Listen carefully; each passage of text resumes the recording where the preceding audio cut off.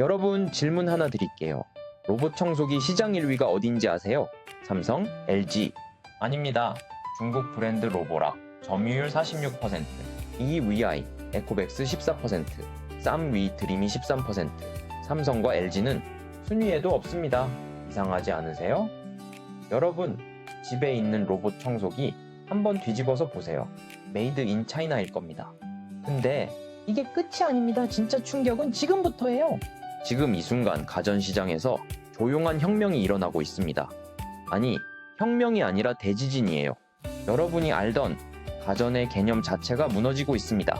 냉장고는 냉장고고, TV는 TV고, 청소기는 청소기다? 아닙니다. 그 경계가 지금 완전히 허물어지고 있어요. 샤오미라고 들어보셨죠?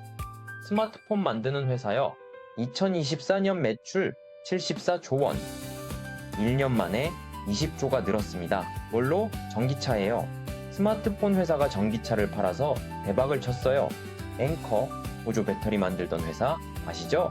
가성비 좋은 그 충전기. 지금 이 회사 매출이 얼마인지 아세요? 3조 9천억 원입니다.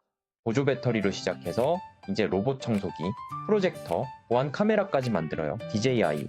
드론 회사죠? 근데 이제 로봇 청소기도 만듭니다. 심지어 성능이 기가 막혀요. 이게 다 뭘 의미하는 걸까요? 잠깐 여기서 핵심 개념 하나 짚고 넘어가야 합니다. 우리가 가전이라고 부르는 것들, 냉장고, 세탁기, TV, 청소기, 이게 뭐예요? 집에서 쓰는 전자제품이죠. 그럼 로봇 청소기는 가전일까요? IT 기기일까요? 한 얼리어댑터가 이런 말을 했습니다. 처음엔 로봇 청소기를 IT로 봤어요. IT인데 청소를 하는 거다. 근데 지금은 가전이죠? 완전히 가전입니다. 그런데 말입니다. 앞으로 2에서 3년 후에는요, 이 구분 자체가 의미가 없어져요. 가전도 아니고 IT도 아닌 완전히 새로운 카테고리가 탄생하는 겁니다. 이걸 경제학에서는 시장의 재편이라고 부릅니다. 산업혁명 때도 똑같았어요. 마차가 자동차로 바뀔 때 사람들은 빠른 마차를 상상했죠. 근데 실제로는 완전히 다른 산업이 탄생했습니다. 지금 가전시장이 딱 그 순간이에요. 그럼 왜 이런 일이 벌어지는 걸까요? 크게 세 가지 이유가 있습니다. 첫째, AI의 등장. 냉장고에 카메라가 달리고 AI가 식재료를 인식합니다. 우유 떨어졌네. 자동으로 주문할까요? 이거 신기하죠? 근데 2에서 3년 후엔 너무 당연한 기능이 될 겁니다. 오븐에 AI가 들어가면요, 백종원 레시피가 그대로 구현돼요. 온도, 시간, 조리법까지 AI가 알아서 조절합니다. 이게 뭐냐면요, 하드웨어는 똑같은데 소프트웨어가 제품을 결정하는 거예요. 맨큐 경제학 원론에 나오는 내용입니다. 한계 효용 체감의 법칙. 똑같은 냉장고가 100개 있으면 차이가 없어요. 근데 그 안에 담긴 AI가 다르면 완전히 다른 제품이 되는 거죠. 둘째, 중국의 무서운 추격. 글로벌 가전시장 아시죠? 연 900조에서 1000조 규모예요. 근데 여기서 10% 이상 점유율 가진 회사가 단 한 곳도 없습니다. 삼성전자 4%, LG전자 4%, 도시바 3%, 하이얼 5%. 왜 이럴까요? 가전은 지역별로 취향이 너무 다르기 때문입니다. 유통의 벽이 높아요. AS 문제도 있고요. 근데 중국 기업들이 이 벽을 무너뜨리고 있어요. 어떻게? 생태계로 승부를 겁니다. 샤오미를 한번 보세요. 이 회사는 사업 보고서에 뭘 공시하는지 아세요? MAU, Monthly Active Users, 한 달에 앱을 쓰는 사용자 수요. 가전 회사가 왜 이걸 공시해요? 생태계가 핵심이기 때문입니다. 샤오미, 스마트폰을 쓰면 샤오미 가전이 자동으로 연동되어 샤오미 전기차도 연결되고요. 이게 무섭다는 거예요. 애플이 아이폰, 아이패드, 맥북으로 생태계 만든 거 기억하시죠? 샤오미가 똑같이 하고 있습니다. 스마트폰, 가전, 자동차로요. 로보락은 어떻게 1위 했을까요? 기술력입니다. 최근 제품엔 팔이 달렸어요. 로봇팔 다니면서 양말 주워 옵니다. 강아지 장난감도 주워 와요. 그럼 강아지가 화를 내죠. 내 장난감 왜 가져가냐고요?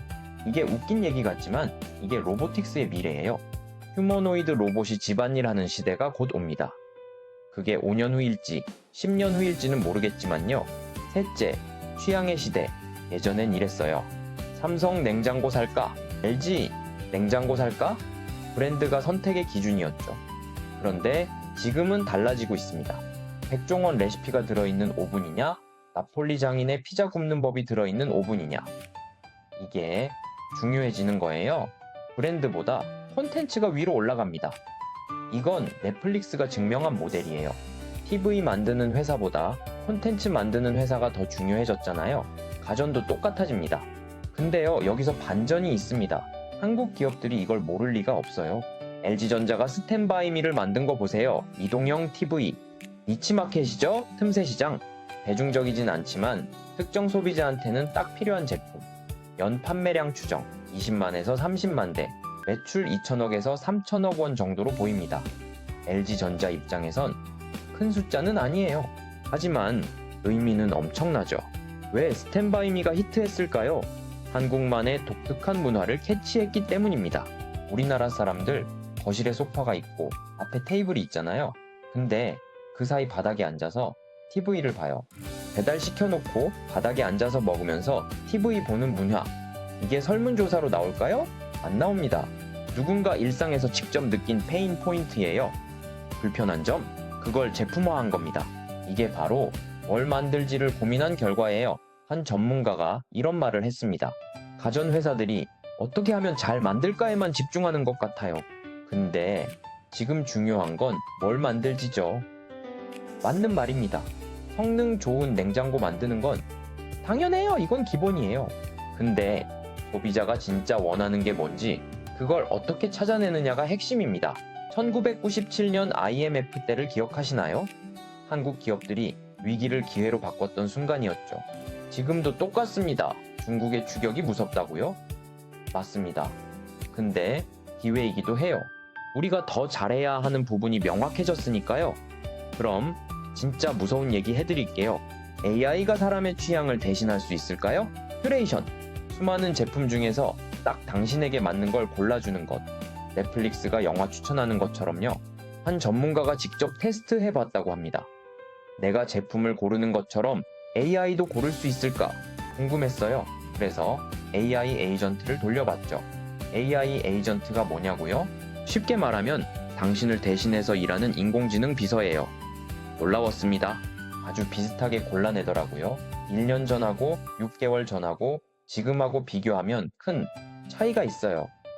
그 말은 뭐냐? 6개월 후, 1년 후에는 AI가 당신보다 당신 취향을 더 잘 알 수 있다는 겁니다.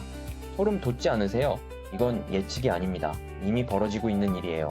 경제학의 기본 원리입니다. 정보의 비대칭 해소. 예전엔 기업이 정보를 독점했어요.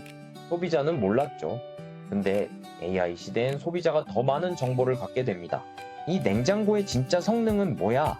다른 사람들 리뷰는 나의 생활 패턴에 맞아? AI가 다 분석해줘요. 0.1초 만에요. 그럼 브랜드는 중요도가 떨어질 수밖에 없습니다. 자, 그럼 우리는 어떻게 해야 할까요? 구체적으로 3단계 전략을 드립니다. 1단계, 브랜드가 아니라 기능을 보세요. 삼성이니까, LG니까 이런 이유로 사지 마세요. 내가 정말 필요한 기능이 뭔지 먼저 생각하세요. 로봇 청소기 사려고요? 브랜드 보지 말고 팔이 달렸나? 물걸레는 AI 학습 기능은 이걸 보는 겁니다. 2단계, 생태계를 확인하세요. 그 제품이 다른 제품들과 얼마나 잘 연동되는지 보세요. 스마트폰이 애플이면 가전도 애플 제품과 호환되는 게 좋겠죠. 안드로이드 쓰면 샤오미나 삼성 생태계를 보는 거예요. 이게 왜 중요하냐? 앞으로는 제품 하나하나가 아니라 전체 시스템이 중요해지거든요. 냉장고, 오븐, 에어프라이어가 서로 대화하는 시대가 옵니다. 오늘 냉장고에 닭고기 있네? 에어프라이어야, 프라이드 치킨 모드 준비해. 이게 SF가 아니에요. 2에서 3년 안에 현실이 됩니다. 3단계, 리뷰를 깊이 파세요. 특히 장기 사용 리뷰요.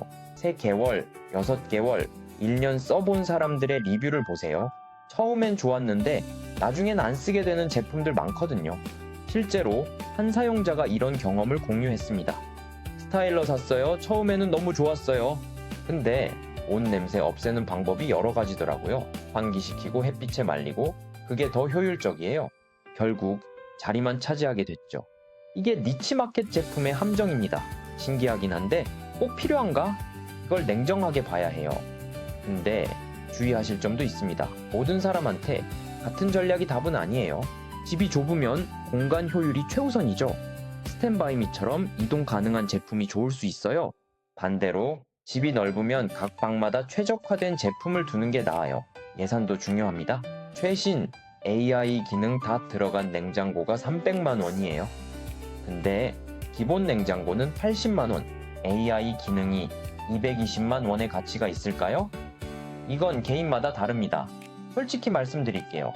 AI 가전, 지금 당장은 완벽하지 않아요. 학습 기간도 필요하고 오작동도 있고요. 하지만 방향성은 맞습니다. 6개월마다 눈에 띄게 좋아지고 있어요. 그러니까 조급하게 최신 제품을 살 필요는 없어요.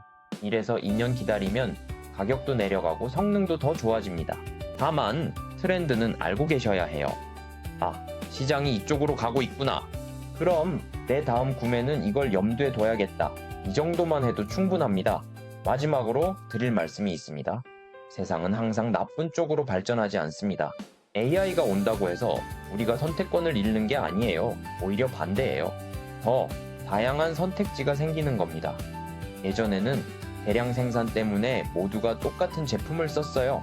똑같은 아이패드, 똑같은 냉장고, 똑같은 TV. 근데 앞으로는 달라져요.